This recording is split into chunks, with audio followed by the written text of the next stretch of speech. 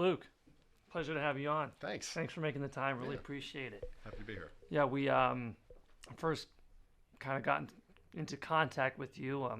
Just going online, and I saw some of your AR videos, your augmented reality videos, and I Cool. saw you had one with the Sporting Kansas City. Yeah. And you were juggling a virtual soccer ball on top of your head, I did do that. and it was cool and creative, and I've never seen anything like that before. And obviously, as of recent, there's been a lot of talk about augmented reality and virtual reality and things of that nature. And Sure.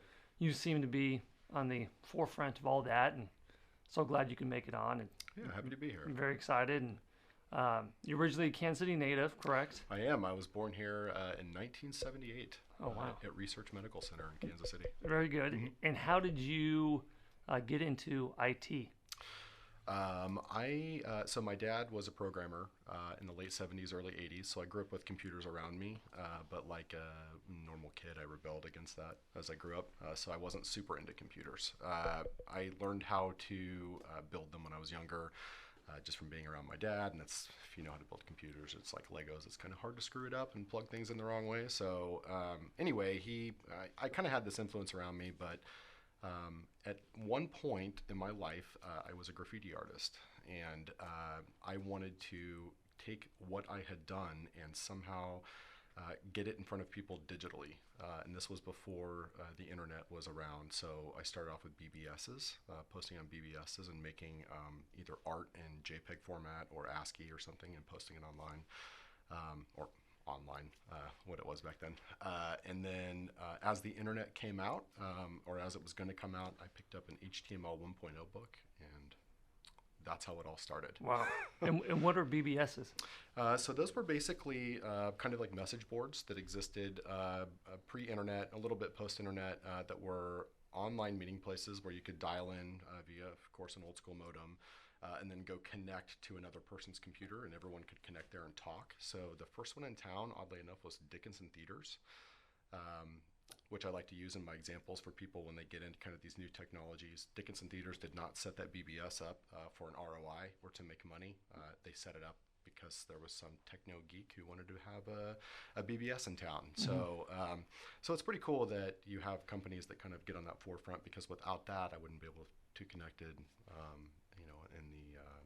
in the early 90s, late 80s, early 90s with other people who were similar. So you were into programming before the .com bubble? I was, Okay. yes. And what year was that? I started in 1992. So the internet technically was around, but the World Wide Web was not. Okay. So, yeah. And there was more mainframe and Yeah. type of programming. Yeah, it was mostly software programming for Windows 3, Windows 3.1. So Visual Basic was really big back then. And for non-IT folks, how would you describe that? What a mainframe is? I would say that the stuff that was more dominating was less creative and more functional. So it was more accounting support or business support. So data, managing data from one spot to another, or doing some sort of data syncs between machines that exist across the country or things like that. Yeah. Okay. So you're an artist that turned into a programmer. Yeah. Okay. Yeah. And obviously, from my perspective, a lot of artists now in 2018, I mean, if they want to be relevant or online or create things digitally, they have to be somewhat technical. They have to be. They have to be. Yeah. And how long have you been into augmented reality? I was actually thinking about this the other day. My first foray into this was in 1992, and I was at Dave & Buster's, and I played a game called Dactyl Nightmare. It was a VR game where you wore a headset and you stood in a pod, and you paid $20 for 5 minutes, and you essentially used a trajectory game to launch sort of like rocks at another player another sucker who paid $20 for that 5-minute experience. And you just killed each other, and whoever had the most deaths at the end of it won the game. And it kind of looked like Minecraft. It was very blocky, floating out in the black space. It was a very claustrophobic experience, very heavy headset, tethered, of course, microphones or headsets that you had to wear. So it was very Very confining and very limiting as far as what it was. I was impressed still, though. There's still something about it, obviously, since I can remember so much about it. Yeah. The Ring. I mean, the whole headset had the idea of playing video games with the whole headset on. I mean, that's been around since the early '90s. Yeah. They were advertising. I don't know, remember what the consoles were called. Yeah, Virtual Boy was one. Right. Yeah. But the graphics were terrible. Terrible. And I was actually over at a company called Dimensional Innovations. Yeah. About last year, and they have an entire 360 booth about the size of this room that you can go in. Have you seen that? Yeah. Oh, yeah. It is incredible. You can stand next to elephants and interact with them. They have a race car scene where you're driving like an I don't know, what are those? Oh, yeah, like an F1 car. Oh, yeah. F1 car. Yeah. And totally blown away. But I'm like, okay, well, who's going to build this in their house? Right. And how do you combine the two? Right. And when does augmented reality, which you might want to kind of explain that more. Sure. How does that become more of an everyday use for common people? So that's always been the barrier that I've found, and I think this exists with all technologies, of course. Of course, at some point we all were like, "What the hell do I need a pager for?" Now no one has pagers, of course. So we all moved on to cell phones, which again we balked out when those were popular. So again, let's start off real quick, just kind of defining what this is. So the difference, you'll hear a lot of AR, VR, MR, XR.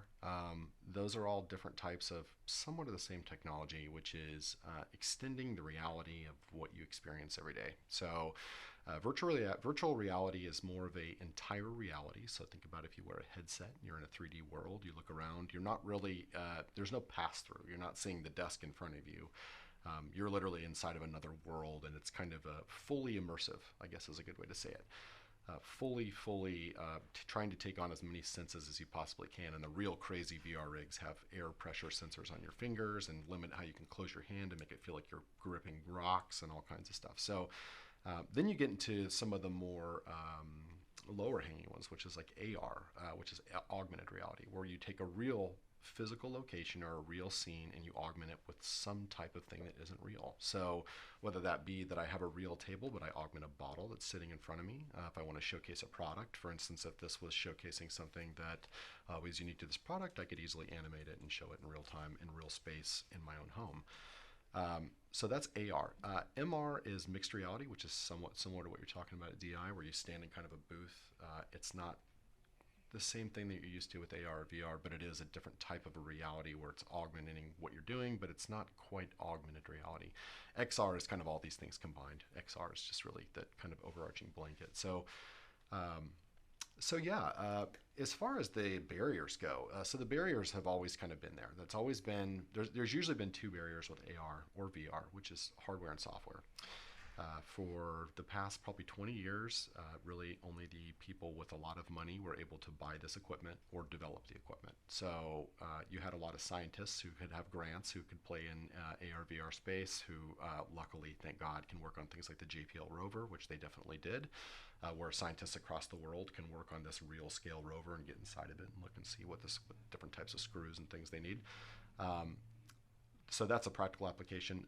But, you know, as obviously consumers or normal people, how in the world am I going to experience this and have fun? So it used to be that you did something like Dave & Buster's, or you went to, or you had a traveling VR set, or you got to experience something that was an installation. Again, this is tens of thousands, $50,000, $100,000, probably more, to put this together, get the technology. All that has really changed over the past 3 years. With things like, obviously mobile phones have opened up the market on a million things, not just AR, but just having that computer in your pocket. With the advent of cameras, 3D cameras, spatial cameras that are on the front of like the new Samsungs, iPhones, you can actually do depth mapping and get all kinds of information. So you can get those great portrait modes or the 3D photos that are all over Facebook right now. Taking that type of thing and putting it in the hands of a user that is such a low barrier, and being able to use things like Snapchat, Facebook, Instagram, the dancing hot dog, you get the things with like the fox ears or the dog tongue. A lot of people are augmenting their face. That's all AR. What's great about this is that it gets people to play with it. It gets people used to how it all works, but it's a real low barrier. It's just something that's more fun and entertaining. I feel like it's at the infant stages. It is. It's in infant stages, but I do think that I always say this to most of the people who ask me questions about this. If you can remove yourself from the device, so if you think about it outside of the phone or outside of the Magic Leap goggles or the headset that you're wearing, it's definitely going to be important in the future that we know where the floor is, where a wall is, where a table is. So spatially knowing things around you to where we can place virtual objects in there, whether that be through contacts in your eyes or a projector or through your phone, that's not going to go anywhere. So while it still feels a little clunky and a little fun right now, I think back about the people who were Dickinson Theaters investing in that BBS. I think about the first people who bought websites and domains, and kind of think you're planting a flag in the ground and saying, I'm willing to invest in this because I see potential in it. So, those first people who bought those domains were paying a lot more money than $75 a year for hosting or something, or, they were paying a lot for those domains, and they weren't getting an ROI. There was no e-commerce. There was no way to make money back. It was just kind of like saying, I want this for the future. I need to invest in this because I think that there's something to there. So as you have these video game systems like PlayStation and these other people like Oculus starting to push these headsets out that are lower cost, they're still hundreds of dollars. So again, still not hitting the market that we need it to. I saw that Borderlands came out with their VR. Right. Yeah. And I haven't seen other games come out like that. Right. That's a new one. It is. It is. In Pokemon Go was an AR. Yeah. Yeah. And which gets a lot of questions. Yeah. So basically, Pokemon Go, for people who've never played it, you could be walking in a field or down the street, and you'll see one of the Pokemon characters just sitting next to a fire hydrant or sitting next to a tree, and you basically point your phone at the character and you press a button and you've captured it. Right. And that's why people, were walking around like this. Yeah, if you were down in the plaza during that time period, it was a pretty wild sight. In fact, about 3 weeks ago, they released some kind of an update where you could get some rare Pokemon, and I was down there with my wife and saw throngs of people walking around there with their phones and thought, is there a new game besides Pokemon Go out there? Which there is. There's one called Ghostbusters, which of course is based on Ghostbusters, but it's very similar where you catch ghosts. But so I was wondering, maybe they're playing that. So I kind of walked over to see what it was, Pokemon, and I was like, okay. So I kind of did some research when I got home. And so you must get excited when you can see a game like that get so big. I do. There's a market for what this is. I know right now it seems. I think the barriers that a lot of companies have, and I'm going to talk about this a little bit from advertising's perspective, just because that's my daily life. But there's a barrier that companies have where they're used to the status quo of AR, which is it's a lot of money to invest in. The hardware and software usually lasts 2 to 3 years, and then that company will fold and something new and better comes along, which has definitely been how it's been. So Oculus was not even really a blip on the radar 5 years ago. They were, but it was very, very prototypical at that point. So, and then here we are 5 years later, Facebook owns them. I still don't own an Oculus Rift, and I work in AR. So there's still barriers there for sure. What's been your hesitation on buying one of those? I think it's the same thing that companies have, which is that I'm not, I know that it's still in its infancy, and for me to make that dive, it needs to have the content there for me to enjoy it. You're waiting for the technology to get better. Yeah. In the meantime, I can supplant it with what I have with it, which is what's available on phone devices or mobile devices in general, iPads and phones, to where I can still augment my reality, still play with things. I still I have a hard time getting people to understand. The helmets are just really tough. I'll just say that the helmets are really tough. They're expensive, and let's say I do make an installation, then I have a hygiene issue. I have to clean it after every time every single person wears it. Some people get motion sickness. It is claustrophobic. Whether you want to admit it or not, you have to wear headphones. If you're going to actually go for that immersive thing, you have to have screens right against your eyes. It can just get a little cumbersome for what it is. So for someone like my mom, no, I just don't see her ever using that. But you think about the practical applications of it. People who are agoraphobic, who don't have to leave their house to go see a therapist.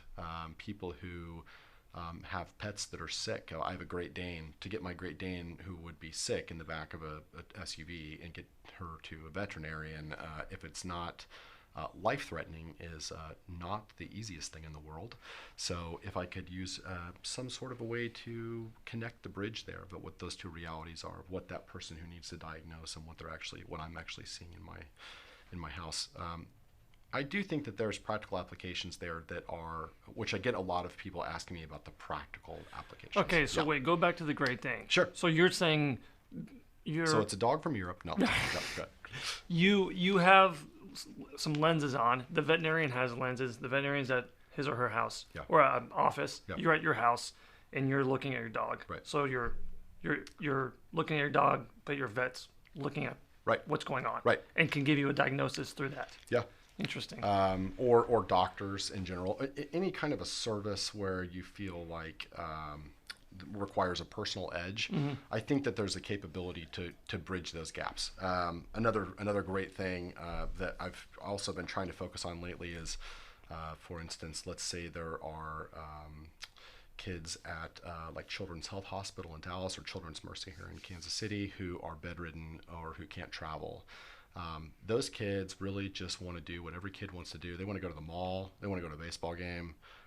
I'd love to take them to the Vatican and show them the Sistine Chapel, but to be honest with you, that's way up here. They're shooting for down here. Mm-hmm. They wanted baseball games. They want to do stuff that all their friends get to do. So to be able to put a 360 camera on the sideline of the Royals game and have them sit in their hospital room and talk to their friend in another hospital room and be able to enjoy a game together, I think that there's some pretty cool applications to that. And these are all functional. These aren't even really entertainment based. I mean, obviously the baseball game would be, but you're solving a bigger problem with the baseball game. Right now, obviously, we're more in the entertainment realm. Oh, yeah. We do have a lot of people who do product placement, IKEA and things like that, or Lego does a lot of product placement. But right now it's entertainment, but I do see a lot of the functional stuff, and I get a lot of people who come up to me and talk to me about kind of these big grandiose dreams about the functional aspects, that stuff included. I think that that's great. It is hard right now because it's expensive. Yeah. I think I probably get most excited in this channel when I think about live sporting events. Yeah. Being able to put a 360 camera at an NBA game right in the middle. Yeah.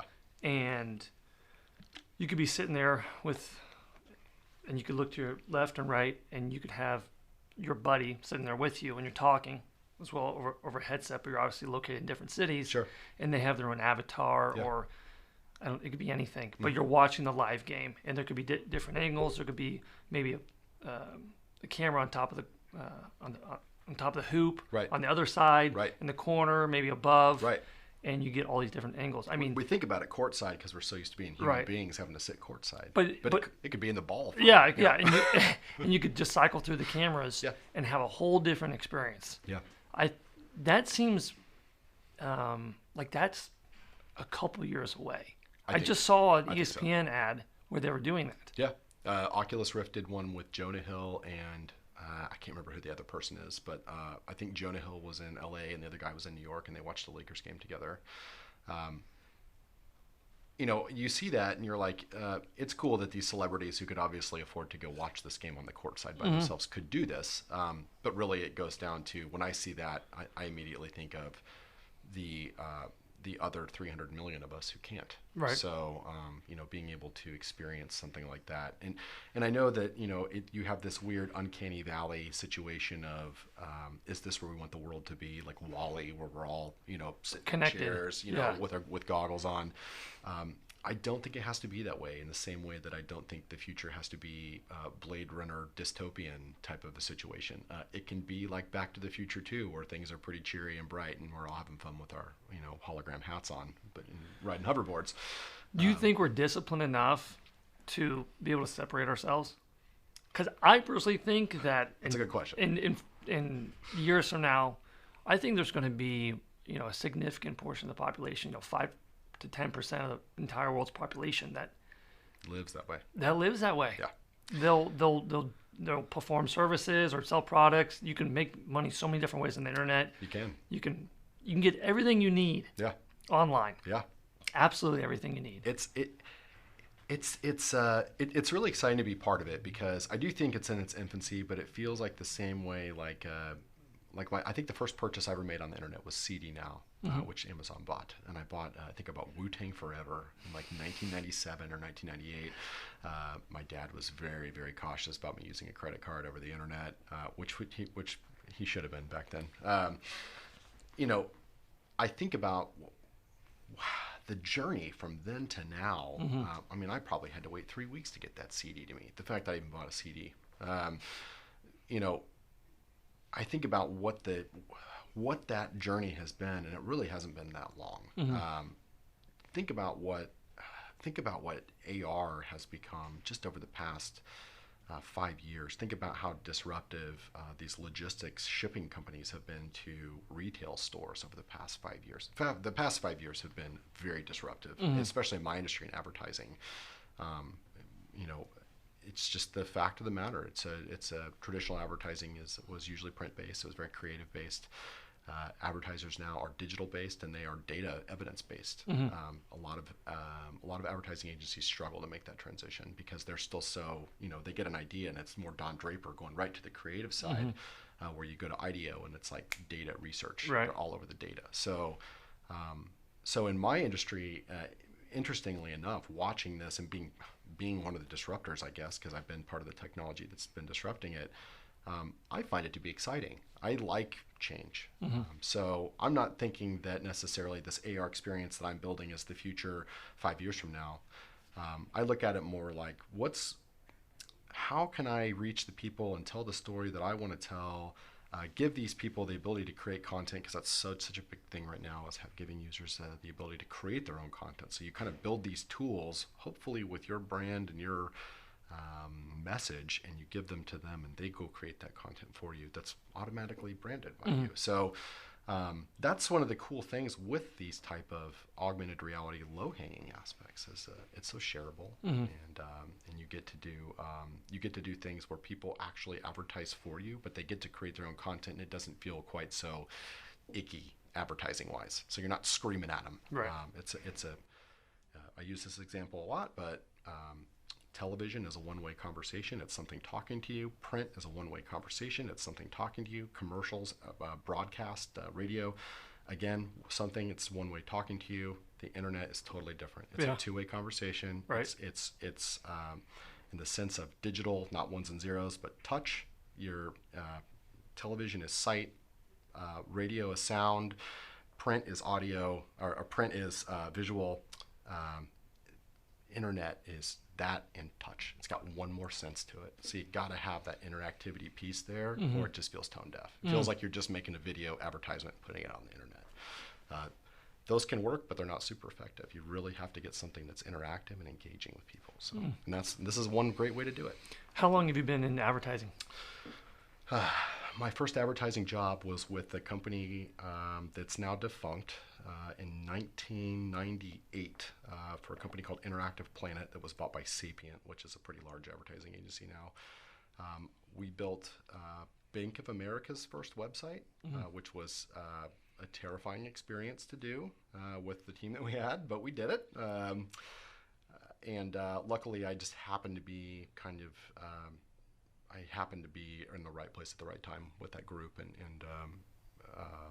it helped jumpstart my career quite a bit. Working with them. What was your day-to-day with that company?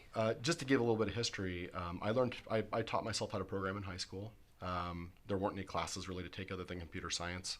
There were definitely no web language classes back then. So not even in classes you could take. There was no online community college or anything. So, right. So I didn't go to college. I started working right out of high school, which is a little unusual for someone in my role. But so I've been doing this since I was about 18. So I went from right out of high school, and to be totally frank with you, getting my GED, not graduating, because I just wanted to work really bad, and moving to Atlanta, and my next foray was building Bank of America's website. So. It was kind of being pulled out of a nice comfy pool and being thrown into a fiery pit of lava. But it taught me a lot, and those experiences really kind of emboldened me into enjoying the branding aspect of what this is. So I didn't really get into advertising when I first started, but once I kind of got into what a brand is and what advertising is at its core and learning about the history of it and everything, I really just kind of fell in love with telling that story and trying to find ways to interact with people and tell a story, because Right. I feel like that's, people connect with stories. There's a reason why those Clydesdales come out every Christmas time for Budweiser. You know, what the hell does that have to do with beer? But it does. It's something that, or the polar bears with Coke. I mean, there's just something. I mean, or even the red Santa Claus. For God's sakes, they created that thing. So. You know, there's things that resonate with brands that you can't even really identify that are really important, and to be able to use new technologies and give this to people to just say, have at it, Right. take our brand and create your story, is a new thing, but man, it's really cool to see people do it. Yeah, it's funny. I'm sure there's all kinds of psychology behind it. You know, what makes certain things start trending. Yeah. You know, like the Clydesdales for Budweiser, Right. and like you were saying, the polar bears. I mean, it's Christmas time right now, and those are some of the things I think about. Yeah. And they've been around my whole life. Right. And it's ingrained almost in your DNA. Those things go together. Yeah. And it's you know, some guy thought it up to sell you something. Right. But I mean, let's face it, that's what it is. But there's more to it than that, in the same sense that, like, you know, Apple and Microsoft have these mission statements for their companies. We know what their main goal is to make money, but they're not gonna. That's not what their goal is. We know that they can't do this main goal without making money. I know that I can't have these great experiences with the fat red Santa Claus and the polar bears without somebody trying to make money off of it. So I hate to say it that way, but branding really does come down to that. But there's something way beyond the idea of just trying to hawk something. Yeah. You can, especially most modern people who grew up with being put in front of a television. I definitely was trading that content in Saturday morning cartoons for the commercials that would interrupt it. I grew up with that mentality of, I watch content, I trade that content, I trade my time for you to advertise to me. People today don't really do that anymore. They watch Netflix. Kids today watch Netflix and YouTube, and the idea of a commercial interrupting their content is like, what is this? This is awful. I don't even notice it. To me, I just blow right through it. But I grew up that way. So you have to find ways to talk to them. So you have things that are really successful, like American Girl dolls. They create a whole cartoon series for that. Transformers is a good example. They create a whole cartoon series to sell toys. He-Man. When I grew up, I did not view He-Man and G.I. Joe as a way to sell me toys. That was something that was just like cool content to me. And I got to take those toys and play with them. I'm sure my parents saw through it all. But as a kid, it really resonated. But they are being targeted the same way with something else, whether it be a car or whatever. So I like being part of that. I like trying to figure out the science and psychology behind people and what makes them ring. And Yeah. I think that AR is, again, it's a medium like any other medium. It's new, and I get a lot of questions about it, about how it works and what can we use it for. But there's a lot of confusion about how to use it and what to use it for and what that experience actually is, all the way from the client to the creative process. There's a lot of education and how it works. And you're the director of I am. over at Sullivan, Higdon and Sinks, a great company. Yeah. Started in Wichita, correct? Correct. Yeah, they started doing. I'm the director of digital immersion at Sullivan, Higdon and Sink. They are a advertising agency here in Kansas City in the Crossroads. They've been here for a long time. They started in Wichita doing aviation, and then over the past, I believe, Advertising and aviation. advertising in advertising in aviation, and then over the past probably 5 or 6 years have really heavily moved into animal health and food, and because those are two things that just aren't really going away, and that's both companion health and livestock health too. So both pet health and the other side of the animal process that we don't want to associate with pets, but when I first was brought on here, I worked for another company before this. I helped found another company, or sort of found. I helped run another company from small to big, and we were acquired by another advertising agency here in town. And when I was brought into Sullivan Higdon and Sink, they basically had one ask of me, which was, how do we take this traditional way that we've been doing things and apply it to the way that people need to, the way that we can talk to people now? So that was kind of what I specialized in before. So I was brought in basically to understand what my title means, to immerse our clients digitally. So to take what we know from a digital process, from digital experience, and I hate to use the word digital because it doesn't really mean anything. I'll just say modern. Digital means ones and zeros, so digital doesn't necessarily mean anything. But from a modern process, so trying to get more of the traditional stuff and shake it out a little bit and rock the boat, so to speak. Yeah. So yeah, I've been messing around with a ton of new technologies over probably the past 15 years of my life, just because it's a passion of mine. So I do it all for fun, and it just happens to thankfully apply to what I do every day. How many? So I'm sure you guys have clients that are household names. Yeah. And I don't know how much you're allowed to disclose, but yeah, what are they wanting to see from an augmented reality advertising standpoint? I would say cursory. It usually comes to, can you explain this to us? So a lot of it is just informational on the surface. So one of them is explaining the difference between the realities, the VR, AR, XR, MR stuff, and then really going down the path of how. I know that you guys want to use this, whether it be in a trade show or a CPG, a consumer packaged good. Advertising. A consumer packaged good or some sort of a consumer-facing way. My job is really to ask them what that experience is, because a lot of times, it's just like, well, I want something that's new and hot. And you say, well, what do you want them to do? And they go, well, they scan this thing and this augmented reality thing comes up and they watch a video that does this. And you go, well, why don't we just show a video? It's really just saying, what is the AR for? What application are we using it for? We don't want to just use it to use it. I'm happy to use it and showcase it, but for the user experience, for your brand, for the story we're trying to tell, does this make sense? So that's more on the consumer side. For trade show stuff, that's really hot. Everybody wants something that's going to get them to stop in a booth and look at stuff. The virtual reality and AR stuff that's been in trade show booths has basically been headsets, or something like DI has done. Another great one is Meow Wolf, who's based out of Albuquerque. Those guys do insanely amazing work. They had just announced they're going to open one up in Washington, D.C. today. Those things are great. They are expensive. So if you have a client that's willing to pay for it, DI does amazing work. I've actually done a few contract things with DI a decade ago, back when they were first starting out. And they had a booth at the last Super Bowl. They did. Yeah. Well, it wasn't a booth. They had actual structure. Oh man. And no, you're fine. They got it. They have an actual structure, and people were going in and using it. But how do? It almost seems like it's more of like a shiny toy than it is actually applicable. Yeah.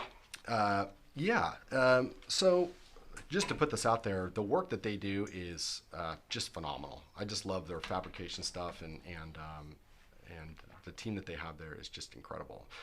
They have the luxury of working with people like the Minnesota Vikings, the Royals, people who can spend a pretty decent chunk of change on that experience, because it is in a physical location. It's a spot that's going to live there for a while, or it's something that's traveling, that's built to travel.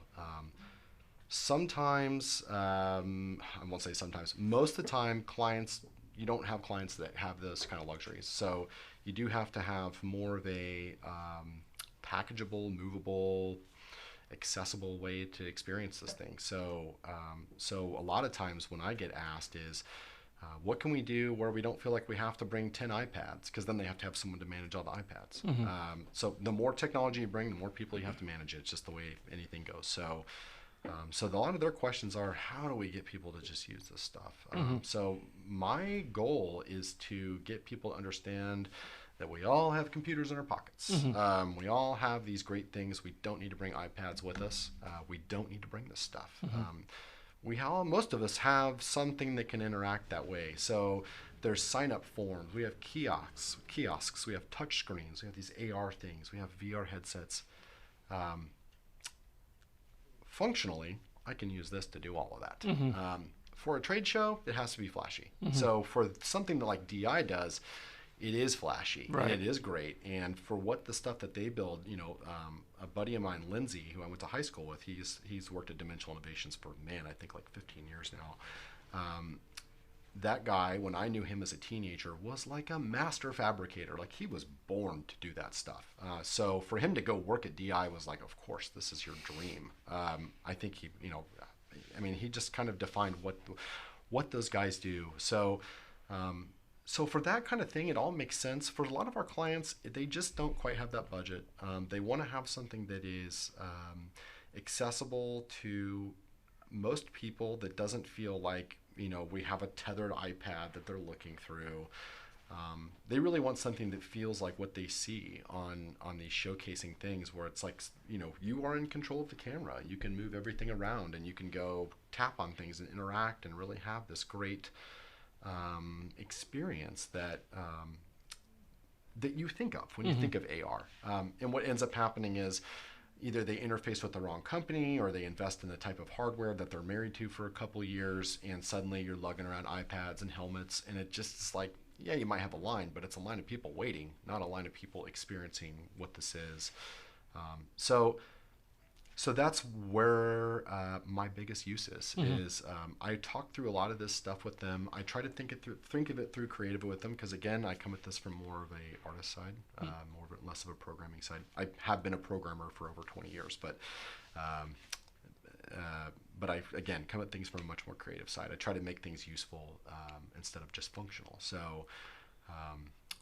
So when we do get into these conversations, again, it's really working things out with them, like the video thing. Oh, we want to watch a video, or we want to showcase our product. So one of our examples is we have a client that we haven't launched this yet, so I won't say who they are.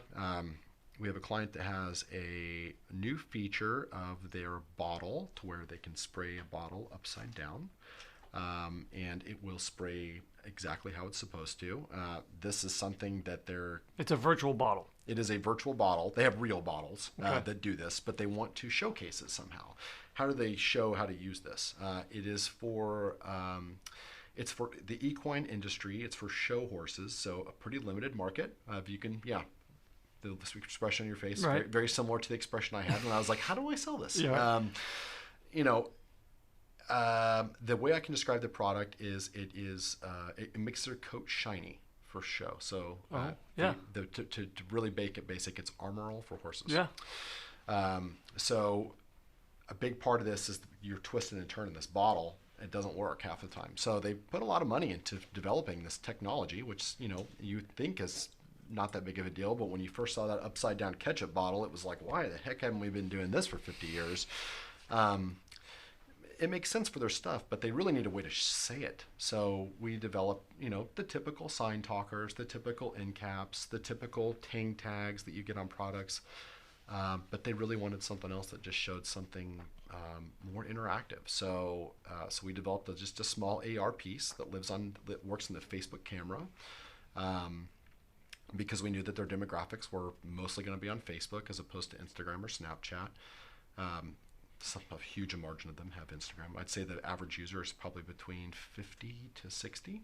So a lot of people on our Facebook, a lot of people on Facebook there. So we picked Facebook for this. It all lives in the Facebook camera. They can literally just take the product, scan it, see it all on Facebook. They get the interactive thing. They can stand anywhere they want to. They can zoom on the bottle. They control the camera. So they get that same experience, but there's no hardware to invest. There's no barrier. They don't have to download an app. It's an app that already exists on their phone. Literally click a button, it opens up the Facebook camera. So we're trying to do a lot more of these type of activations for people to show that, and it's dirt cheap for AR stuff, just dirt cheap. So for what this is, for the modeling, the animation, coming up with the concept, it's just it's so much more accessible for brands to be able to use this stuff, and people in general, than it ever has been before. And again, it lives socially. So you're in this area where people share things and they talk about it, and when they share it, they can all try it. So How do you how do you attack each one of those social media sites, apps, and get AR out? You mean like how do we decide where to go? Yeah. I mean, there's so many options, and then you got ads on YouTube, and Yeah. there's so many avenues. There's a ton of them. So I'm a beta tester for software called Spark AR. So I work with Facebook and Instagram, and I basically build things for them and do beta testing for them and give feedback to their developers on how I use these things. So for Instagram, it's about me and 50 people around the world who do this. And I don't do this to push Instagram. So whenever I try to think of a solution, I carry this over from my previous jobs. I don't like the idea of having a partner. So if I'm a partner with Microsoft, then I'm already prescribing you that Microsoft is your solution.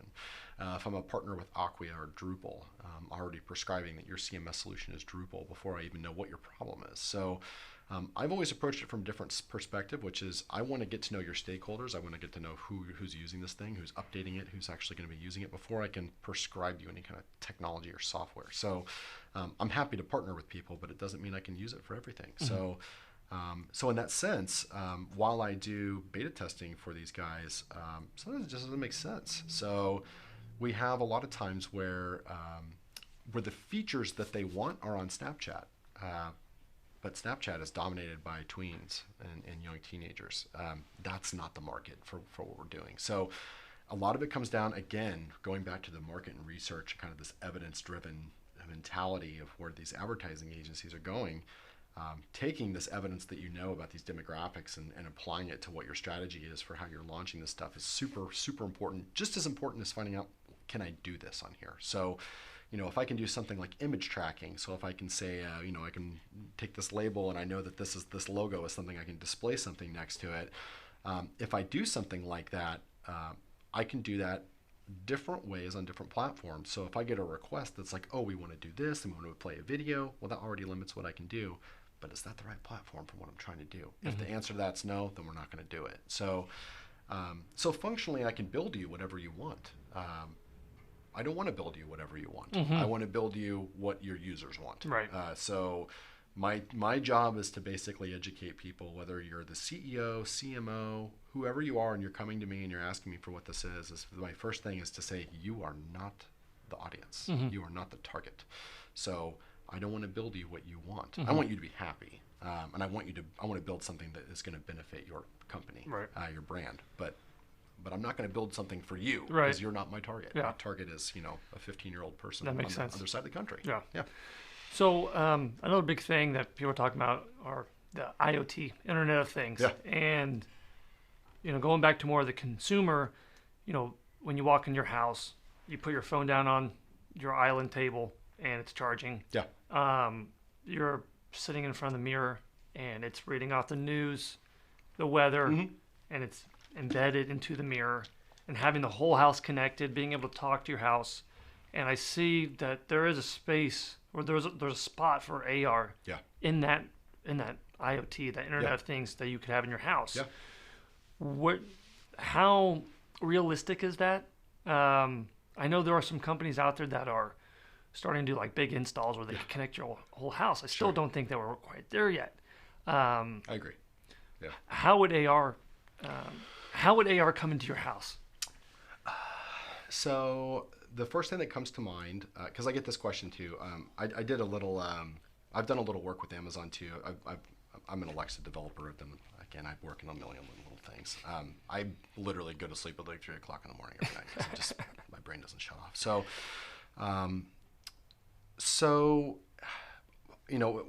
I worked on a similar pitch a long time ago for Alexa. We'll just say Alexa. So that was one of the questions, was how do we incorporate things that are visual in nature to this? So the first thing I think about really that comes to mind that's a really quick win is, if you've ever seen Minority Report, and this is an easy way to go, Minority Report, but basically put a bunch of futurists in a room and tried to come up with what the future might be. They're pretty good. So they do iris tracking and eye tracking, and the ads know who you are, and they say, hi, John. So that is all real as of 2018. They can definitely track your eyes. They can definitely tell who you are. So With my phone, with Facebook, even using the Facebook camera, I can tell you what's in the room. I can tell you if there's a chair, a desk, a lamp. Most people don't know that there's scene understanding and that stuff. So because I have scene understanding, because I have things like that, I can tell what's in your house. I can tell if you're in the room. I can tell if you're happy or you're sad. I can tell if you've maybe been in the house for more than is healthy and tell you to go outside. I can bring people virtually from another house into your house. So now, whether that be through some sort of a, Like a hologram. yeah, a really expensive type projector as of now, but in 5 years that might not be the case. Right. Holograms are tricky. If you know anything about how that works, I'm not quite sure how they're going to make that work. But I'm not the smartest person on the planet either. So it's been really amazing to see the type of technologies that come out, because honestly, if I was to tell you that I could tell what people are thinking with something this small and see if they're happy or sad, I would say that technology would be very inaccurate, but it's surprisingly accurate. So Just based on like their facial expressions. Yeah. So with Facebook's camera, with Spark AR, which is what Facebook and Instagram both use, I have about 40 points that I track on your face. So I can track your outer point, your inner points, inner here, all over the place. So using a combined of those, I can tell if you're smiling, if you're fake smiling, you're really smiling, if you're just showing your teeth, if you're angry. If you're because there's hundreds of different facial expressions. Yeah. So you could be looking at someone scrolling through a feed, seeing different ads, and you can see what the reactions are just based on their. I could. It's creepy. It is creepy. Yeah. So Facebook isn't doing that right now, just to put that out there. And they're also not listening on the microphone through your thing. I know it seems like they are, but I did hear. it's just because they're really smart, I promise. Yeah, I did hear, not to cut you off, but I did hear that there was a recent murder case, and they Correct. They brought in Alexa. They did, yeah. To hear what was the conversations that were going on last 24 hours. So those do record. Alexa sends more data. Alexa, compared to all the voice activated assistants, voice assistants, Alexa sends more data than anyone. Alexa reaches out to Amazon every 30 seconds with data. Nobody else does that. Google Home doesn't do that. Amazon or Apple doesn't make theirs anymore. But Amazon sends every 30 seconds. It literally just goes. It's basically a ping pong. It just says, "I'm here," and it goes, "Cool, I'm here too." Do you have one? I do. Yeah. How do you feel about that?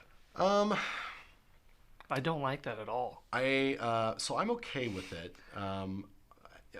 It's funny. I work with a wonderful guy named Elijah, who, when I first started working at SHS, he was very curious about why I would be on board with that, knowing what I know. So I also dabble a lot in some security stuff. I have all these like really cool USB things that I should have brought in, but we'll talk about that. But so I dabble a lot in the security aspect too. So he was like, how in the world can you be okay with this stuff, sending this out? It's pretty innocuous. I can watch the packets if they go in and out, and I know what it's sitting back and forth. And really, it's just like, how can I market to this person better? So, being an advertiser, I know it seems like everyone is a lot smarter than they are. When you get behind the scenes, I don't want to say advertising, but marketing, it does have data behind it. But I'll say that the science behind it is still pretty up in the air, if at all. What works and what doesn't. So, while the Cambridge Analytica thing was a huge thing. As far as psychological influence over people, the percentage of how to measure that's hard to do. Not to say it didn't have an impact, but it's hard to say like, oh, well, if this wasn't here, then 33% of people wouldn't have done what they did or voted a certain way or been under a certain impression or whatever. So I don't know, man. It's tough to say. It's tough to say. I the benefits of that thing in my house is pretty great. I like having shopping lists and weather and cooking and timers, which is really what most people use it for. And I listen to a lot of radio, and I admittedly play NPR for my dog all day long, so she doesn't get bored. That's funny. I don't know what that has to do with AR, but yeah, I do think that there's a way to tie those two together, for sure. Cool. Lastly here, so we get a lot of questions from folks that have kids or just younger developers out there. Yeah.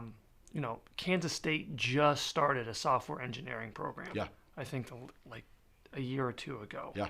The amount of computer science graduates from 4-year degrees is really low. Yeah. I hear time and time again, really smart people in your field and in the IT field that totally bypass college. Yeah. And I would go to college, by the way. Yeah. So anybody else? Yeah. You're, Yeah. you're gonna, even if you don't learn what you think you're gonna learn, having that 4-year break between going right in the work field, you have to have it. It's I wish I it's would life have it. experience. It is. It's life experience. But there is no opportunities to study AR, VR, Correct. AI Right. in this part of the country, especially. Right. Maybe Missouri Science Technology, but other than that, there's really no opportunity to, because I'll get developers like, I really want to get into your field, and they don't have any way to get into it, because by the time someone like you comes around, you already have all this experience. Yeah. So what would you recommend if I'm 20 years old, if I'm 16 years old, and I'm really interested in this stuff?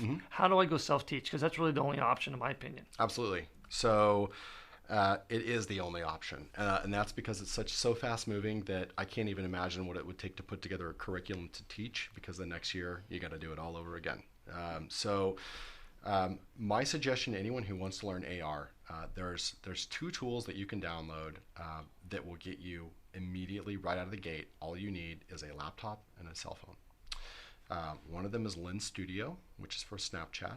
Lens Studio basically will give you the ability to do plane tracking, so you can put things on a table, you can size them and move them around. So if you ever use the dancing hot dog on Snapchat, that's what that thing's using. It gives facial tracking, so you can do the dog masks and all that. It lets you bring 3D models in, so which you can download for free off TurboSquid, or not for free. Some of them are free, some of them are pay. Support your artists. Or poly.google.com. Those are mostly free, so you can get some cheap boom boxes and things like that. That's how I started, was basically getting into the free software, because I would start messing with ARKit, which is iOS's version, or AR Core, which is Android's version. And I'm adept enough, I know C#, so I'm adept enough to get in there and build something that works. If I wasn't already a programmer, that would be such a hard barrier for me to jump into, just to be able to see something visually, that I would give up for sure. And it would be tough, and I'd want to just go, where do I take classes on this?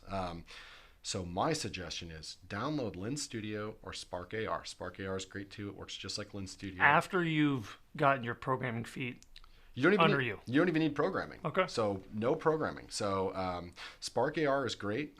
Spark AR is, again, the Facebook, Instagram one. You can get in there and make fully functional effects that have, open my mouth and something appears, blink my right eye. You can do all that without any scripting.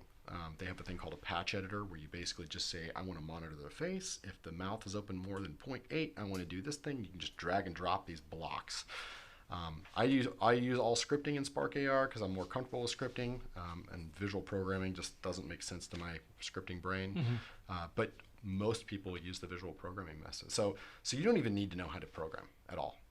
And you can publish directly to Facebook. It's all free. You can download it for free, again, as long as you have a phone with a camera on it, and a laptop or a desktop.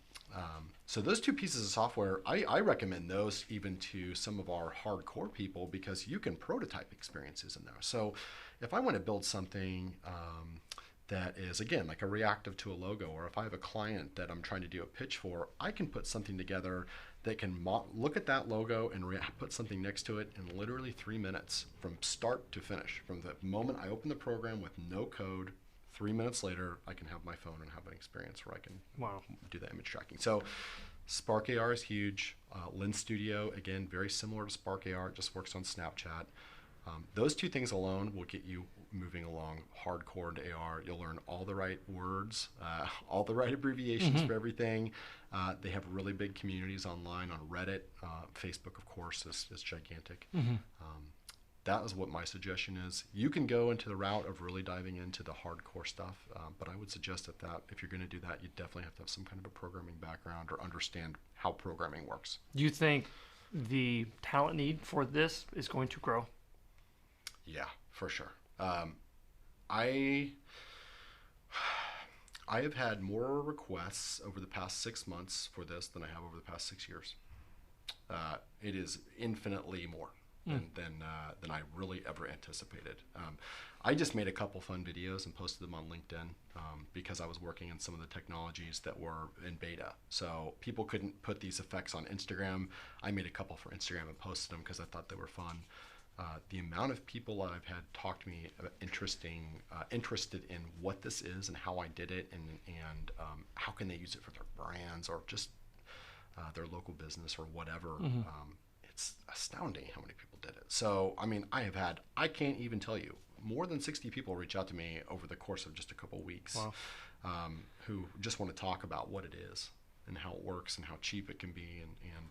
And I come at it from I don't want to put a drone in your house and have you spend $1 million. I want you to spend something you're comfortable with that gives you the experience that you're wanting. So those, I hate to put a price tag on it, but most, even the really, really cheap ones, I mean, you can build those for free yourself. If you just have the patience of a couple days, read a couple guides, look at some tutorials, you will be off and running with AR in no time, and you will be pretty amazed at how easy it actually is. Yeah, I'm excited to have a conversation with you in 6 months, 12 months, and see how much it's progressed.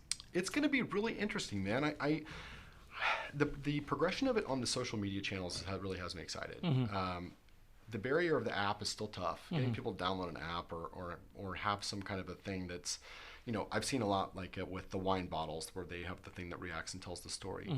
Those are cool, but I have to download an app specifically for that wine bottle. How long am I going to have that thing installed on my phone? It's cool, but it's that long. If it lives in Facebook, I don't care if it lives that long. Yeah. That's how long Facebook lives anyway. So those type of experiences, those little, bite-sized, like good snackable content things, those are the bread and butter of advertising right now. So to be able to give someone the ability to create content that's like that, man, it's like you're giving them a license to just evangelize for your brand, hopefully. If someone wants to get a hold of you, what's the best way?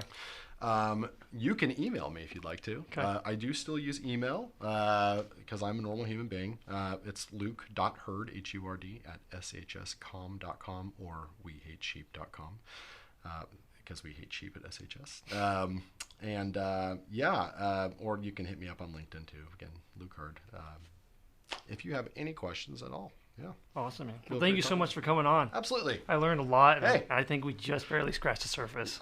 Yeah, I'm glad there's a limited time on this because I can talk all day. Awesome, man. Thank you. All right.